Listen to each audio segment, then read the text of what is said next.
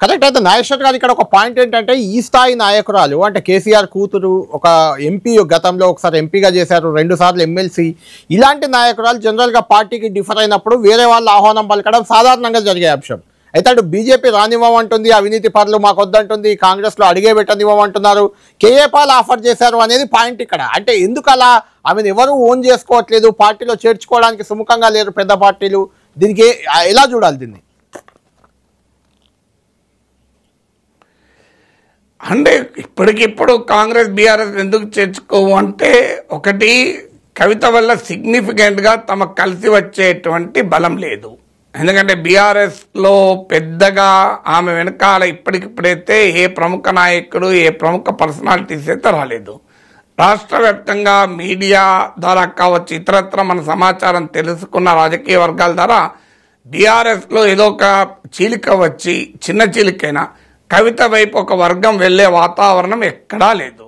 So కవిత వెనకాల ఆమెతో పాటు ముందు నుంచి ఉన్న జాగృతి ఫాలోవర్స్ మినహా బీఆర్ఎస్కు సిగ్నిఫికెంట్ డ్యామేజ్ అయ్యేటువంటి పరిస్థితి లేదు. బీఆర్ఎస్ నుంచి సిగ్నిఫికెంట్గా ఒక సెక్షన్ కవిత వెనకాల వస్తేనే వాళ్ళని చేర్చుకోవడం వల్ల బీఆర్ఎస్కో బీజేపీకో లాభం జరుగుతుంది. ఇది మొదటి అంశం. రెండవది ఏంటంటే, కవిత కేసీఆర్ అవినీతే చేయలేదు, కాళేశ్వరంలో అవినీతి జరిగింది కానీ అది కేసీఆర్ కారణం కాదు, హరీష్ రావు కారణం అంటూ ఆమె పొలిటికల్ నెరేటివ్తో వస్తే అది బీజేపీ కాంగ్రెస్ పొలిటికల్ నెరేటివ్కు పూర్తి విరుద్ధం. కాంగ్రెస్ అయినా ఈ బీజేపీ అయినా ఏం చెప్తుంది, కేసీఆరే దీనికి కర్త కర్మ క్రియ కదా, సో చెప్పేది అది కదా. సో కవిత చెప్పే పొలిటికల్ నరేటివ్ను ఒప్పుకుంటే కాంగ్రెస్ బీజేపీలో వాళ్ళ నరేటివ్ దెబ్బతింటుంది. సో వాళ్ళకి శత్రువు హరీష్ రావు కాదు, కవితకు శత్రువు హరీష్ రావు, వాళ్ళకి శత్రువు కేసీఆర్. శత్రువు అన్నా ప్రత్యర్థి అని ఏదన్నానండి. సో మీకు బీఆర్ఎస్ అయినా కాంగ్రెస్ అయినా బీజేపీ అయినా కేసీఆర్తో కొట్లాడాలని కోరుకుంటే తప్ప హరీష్ రావుతో కొట్లాడాలని కోరుకోరు. కవిత కేసీఆర్తో కొట్లాడటానికి కలిసి వస్తున్న నా నాయకురాలు కాదు, హరీష్ రావుతో కొట్లాడటానికి కలిసి వస్తున్న నాయకురాలు, నాట్ ఈవెన్ కేటీఆర్.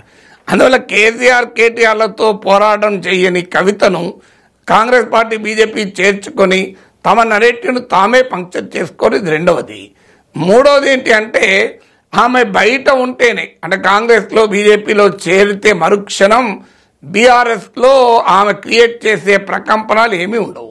ఎందుకంటే the moment you join rival పార్టీలు చేరితే బీఆర్ఎస్ శ్రేణులకు ఏమనిపిస్తుంది, ఆమె ఏదో బీఆర్ఎస్ను కాపాడటానికి కేసీఆర్ను కాపాడటానికి కేటీఆర్ భవిష్యత్తు కొరకు చేస్తున్న పోరాటం అని అనుకోరు కదా.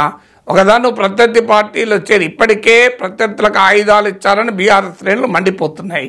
ఎందుకంటే కాళేశ్వరంలో అవినీతి జరిగిందని కాంగ్రెస్ బీజేపీలు చెప్పిన దానికి కవిత వ్యాఖ్యలు బలాన్ని చేకూర్చాయని. ఇక అలాంటప్పుడు ఇప్పుడు ఆమె కాంగ్రెస్లోనూ బీజేపీలోనూ చేరితే బీఆర్ఎస్లో డ్యామేజ్, ఆ జరిగే కొద్దిపాటి డ్యామేజ్ కూడా క్లోజ్ అయిపోతుంది. కాంగ్రెస్ బీజేపీలు ఏం కోరుకుంటాయి, కవిత వల్ల బీఆర్ఎస్లో ఎంత వీలైనంత ఎక్కువ డ్యామేజ్ జరగాలి, ఆమె ఇలాంటి ఒక 5-6 ప్రెస్ కాన్ఫరెన్స్లు పెట్టి బీఆర్ఎస్ అంతర్గత తగాదాలను, కేసీఆర్ కుటుంబంలోని అంతర్గత తగాదాలన్నీ బయట వేయాలి, ఆ బీఆర్ఎస్ వాళ్ళు తమ బురదను తామే చల్లుకోవాలి. కవిత ఇవన్నీ మాట్లాడుతున్నప్పుడు అనివార్యంగా కవిత పైన అవినీతి ఆరోపణలు, ఇప్పుడు కవిత ఇత్తున్నది అత్తున్నదని ఆమె చెప్పాలి. వీళ్ళిద్దరు ఇట్లా మాట్లాడుకున్న మధ్యలో రఘునందన్ రావు వచ్చి అక్కడ భూములు ఇక్కడ భూములు అనే మాట పెట్టినప్పుడు దానికి ఆన్సర్లు చెప్పాలి. ఇదంతా జరిగితే బీఆర్ఎస్లో రచ్చ పెరగాలని కోరుకుంటారు తప్ప కాంగ్రెస్ బీజేపీలు ఇప్పుడు కవితను చేసుకుని ఆ రచ్చ క్లోజ్ చేయరు. నాలుగవది, ప్రజల్లో ఏ రకంగా రియాక్ట్ అవుతారో తెలియదు. అయ్యో పాపం కేసీఆర్ ఫ్యామిలీని చీల్చారు, కేసీఆర్ ఫ్యామిలీలో చిచ్చు పెట్టారు, పచ్చని సంసారంలో చిచ్చు పెట్టారని ప్రజలు అనుకుంటారన్న భయం కూడా కాంగ్రెస్ బీజేపీలకు ఉంటుంది.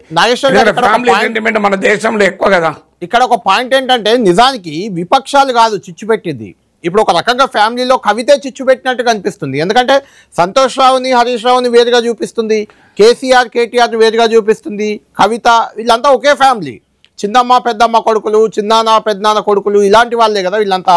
రిలేటివ్ చాలా దగ్గర రిలేషన్, బ్లడ్ రిలేషన్. ఇప్పుడు చిచ్చు ఎవరు పెట్టారంటే కవిత పెట్టినట్టుగా అనిపిస్తుంది కదా ఇక్కడ. కరెక్ట్గా, అందుకే నేను అన్నది ఇప్పుడు ప్రజలు అనుకుంటే కవితన్న పెట్టింది లేదా కవితకు అన్యాయం జరిగింది, ఈ రెండే రకాలు అనుకుంటారు. అవును. అంటే ఇప్పుడు ఒక్కసారి కాంగ్రెస్ బీజేపీ ఆమెను చేర్చుకుంటే ఆటోమేటిక్ గా ఇది కవిత పెట్టింది అనుకోరు కదా. ఏ పార్టీలు చేరితే ఆ పార్టీ పెట్టింది అనుకుంటారు. ఇప్పటికే దీని వెనకాల రేవంత్ రెడ్డి ఉన్నాడని రఘునందన్ రావు ఆరోపణ, మరి కొంతమంది ఆరోపణ లేదు. దీని వెనకాల బీజేపీ ఎందుకు ఉండకూడదు అని విశ్లేషణ, ఇవన్నీ జరుగుతున్నటువంటి క్రమంలో సహజంగా ఇప్పుడు ఆమెను పార్టీలో ఎవరు చేర్చుకుంటే వాళ్ళే ఈ కేసీఆర్ కుటుంబంలో పచ్చని సంసారంలో చిచ్చు పెట్టిన వాళ్ళు అవుతారు కదా. ఇప్పుడైతే ఇప్పుడు వాళ్ళ బాధ్యత లేదు, అది పార్టీలో అంతర్గత గొడవలయ్యా, వాళ్ళ కుటుంబ గొడవలు మాకే సంబంధం అని రాయల్గా ఉండొచ్చు. వెనకాలకెళ్ళి ఏదైనా స్టీరింగ్ తిప్పే అవకాశం ఎవరైనా ఇస్తే తిప్పడానికి ఏ రైవల్ ఊరుకోరు. ఖాళీకి ఎందుకు కూర్చుంటారు? రాజకీయ పార్టీలు ప్రేక్షక పాత్ర కూర్చొని ఉండవు కదా. అవకాశం ఉంటే తమ పొలిటికల్ ఇంజనీరింగ్ తాము చేసే ప్రయత్నం చేస్తారు. కానీ ఇప్పుడైతే ఎవరైనా అనుకుంటే కవిత పంచాయతీ అని కవితను సమర్థించే వాళ్ళు హరీష్ రావు, సంతోష్ రావుల వల్ల జరిగిందని కవిత సమర్థించే వాళ్ళు అనొచ్చు. కవిత ఇదంతా బయటపెట్టి అన్యాయంగా పార్టీని, ఫ్యామిలీని రోడ్డు మీదకి ఇచ్చిందని ఆమెను వ్యతిరేకించాలనుకోవచ్చు. కానీ ఆ మూల్యం, ఆ బిల్లు, కవిత కట్టాలన్న బిల్లును బీజేపీ కాంగ్రెస్ ఎందుకు కడతాయన్నది కూడా